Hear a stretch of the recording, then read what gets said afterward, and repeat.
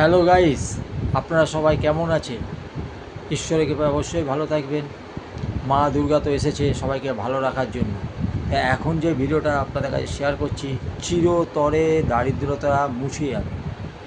চিরতরে দারিদ্রতা মুছে যাবে, থাকবে না। তাই কী করতে হবে তার উপায়টা আপনাদের দিচ্ছি। করতে হবে এটাই, জলের সাথে একটু আখের গুড় মিশাবেন। পরিষ্কার জল নেবেন আর আখের গুড় মিশাবেন।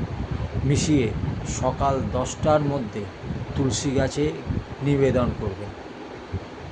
সকাল 10টার মধ্যে তুলসী গাছে নিবেদন করবেন। পরিষ্কার জলের সাথে আখের গুড় মিশিয়ে তুলসী গাছে নিবেদন করবেন।